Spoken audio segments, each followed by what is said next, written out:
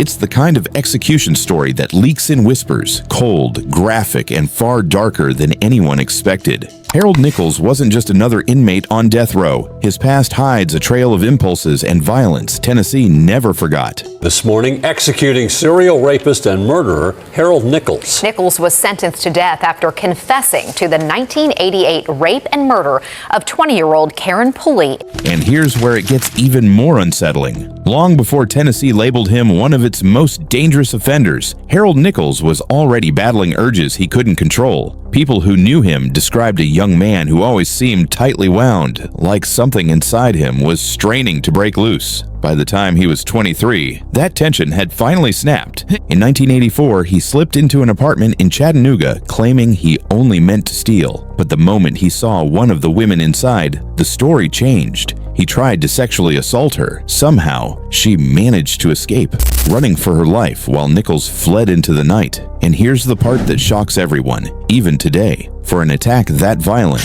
he served just 18 months. 18. A psychological evaluation even stamped him as nothing unusual, as if the warning signs weren't right there in front of them. When he walked out on parole, it looked like he might straighten out. He got married and tried to settle into a quiet life. But those impulses, they never left. They just went underground. And before long, his nighttime walks started again. Long, silent walks where he watched women from the shadows. 1988, during police interviews, Harold Wayne Nichols confessed to her murder and to several other rapes in the area. He was sentenced to death in 1990 and was first scheduled for execution in 2020.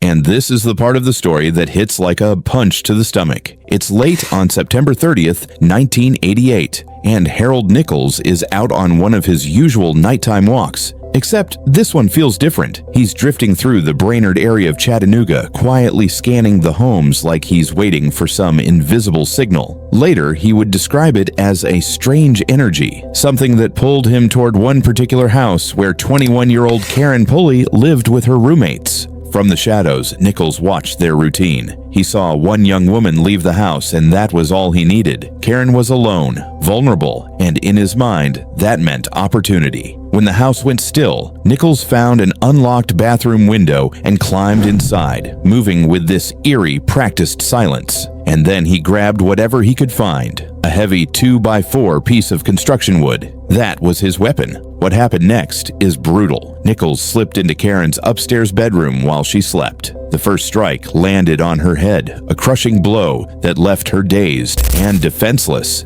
He assaulted her while she was barely conscious, then raised the wooden board again and again. Autopsy reports later confirmed multiple skull-shattering impacts, the kind meant to silence her forever. But here's the heartbreaking part. Karen didn't die right away. She lay there on her bedroom floor for hours, bleeding, unconscious, still breathing. It wasn't until a roommate came home the next morning that help finally arrived. Karen made it to the hospital, but the injuries were too severe. She died later that day. What would you even call that? Evil or something beyond it? They asked if he would like to give any last words at 10:25, and you've already heard them, but I'll repeat them.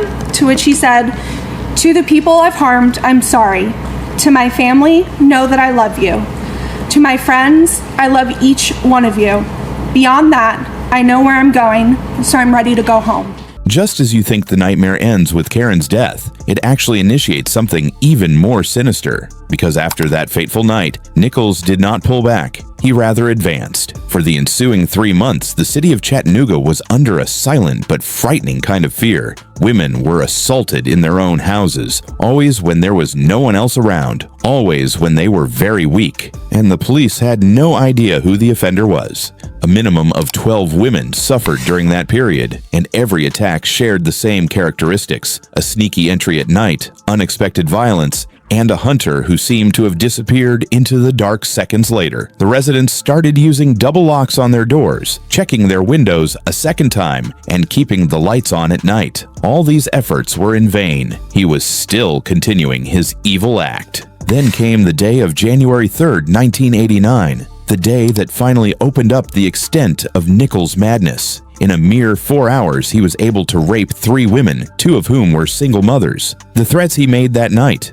they were truly terrifying. He informed the mothers that he would harm their children if they screamed or attempted to run away. This was the turning point when people began to think that the offender was no longer acting on impulse. The man was very much in control of the situation and intended to continue committing crimes. What would one even do if a stranger came into his house and said that? And this is the part that always leaves people in shock, for Karen was not just a name on a case file. She was a 21-year-old girl, right at the beginning of her life, a life she was really interested in. A paralegal student with great expectations, a dedicated follower of Christ whose faith was a major influence in all her actions. Her family and friends remembered her as a soft, gentle, and sweet person who alleviated your stress just by being around you. Good, compassionate, considerate, the very qualities that should have led her to a long and full life. That's what makes the brutality of that night so much harder to swallow. Karen wasn't just taken, a bright, warm presence was ripped away. And here's where it gets even more twisted. While Chattanooga was unknowingly living through a nightmare, Harold Nichols was pretending to live a perfectly normal life.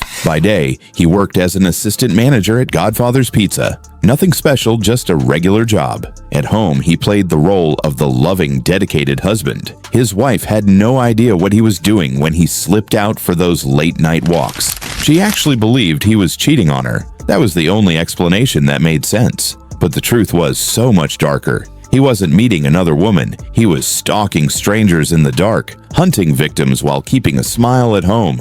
A family dinner table by day, a predator's trail by night. But every double life cracks eventually, and Nichols's finally did in early 1989.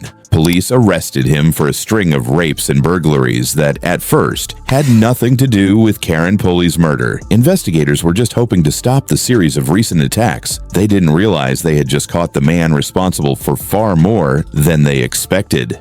During interrogation, the truth started pouring out. Nichols confessed not only to those recent assaults, but also to Karen's rape and murder and multiple other attacks scattered throughout Chattanooga. It was as if holding it in for months had built up some twisted pressure. What shook detectives was the way he explained it. He talked about feeling a surge of energy every time he assaulted a woman, almost like an adrenaline high. He admitted that if he hadn't been caught, he would have kept going out at night, over and over again. Just imagine hearing that from the person who terrorized your entire city.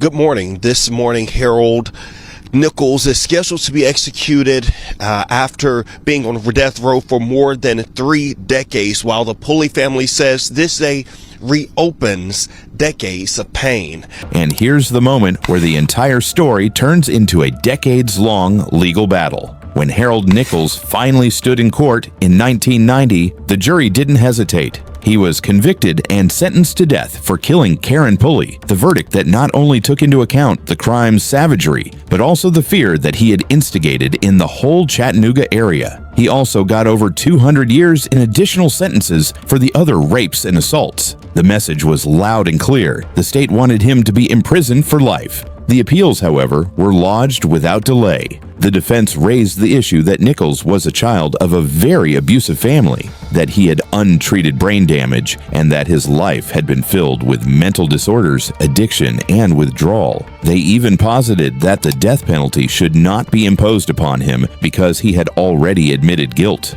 Nichols would have been the first to be executed in Tennessee after pleading guilty since the death penalty was reintroduced in 1978 if the execution had been carried out, a fact that kept the case under scrutiny for a long period. His execution was initially fixed for 2020, but had to be postponed due to the pandemic. The schedule was put on hold until the state of Tennessee decided to fix a new date, 11th December 2025.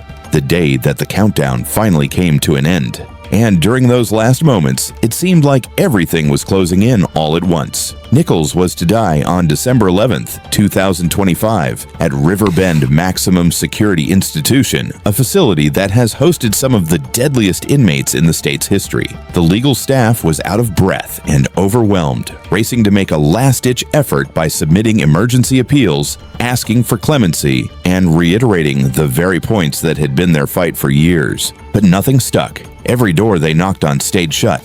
The final blow came from Governor Bill Lee himself. After reviewing the case, he announced he wouldn't intervene. No delay, no clemency, no pause button this time.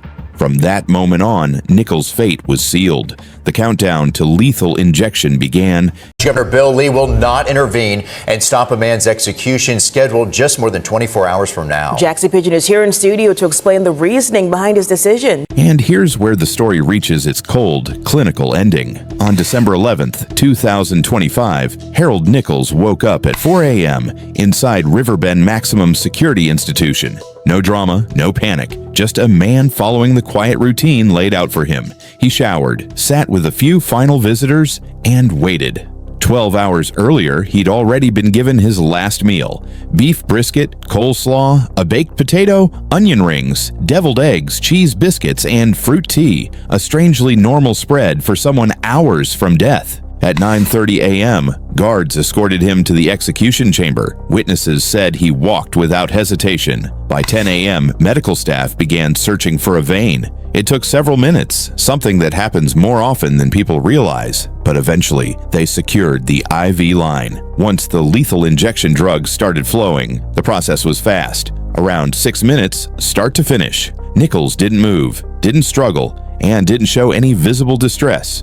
For a man whose crimes were defined by violence and chaos, his final moments were eerily still. And this part adds a strange, unsettling layer to the ending. When officials asked Nichols for his final words, he did speak, but reporters in the viewing room couldn't understand a single thing he said. Muffled, too soft, deliberately vague, no one knows. All anyone walked away with was the mystery, the speculation, and a final line that died with him. Looking back, Harold Nichols leaves behind a legacy that still chills Tennessee, not because he was the most prolific offender, but because of how deeply he terrified an entire city. For months, women lived in fear inside their own homes. Doors were locked, windows double-checked, and routines changed. And still, no one knew who was stalking the shadows. The contrast is what unsettles people the most. The assistant manager with the friendly smile, the husband slipping quietly out at night, the man pretending to live an ordinary life while committing unspeakable crimes just hours later. That duality, that mask, is what lingers long after his execution. In the end, Nichols became a reminder of how evil can hide in plain sight and how long a community can carry the weight of one man's terror. So now the question is yours. What do you make of this case? Drop your thoughts in the comments. And if you want more breakdowns like this, hit like and subscribe. Because trust me, the next story I'm covering is even darker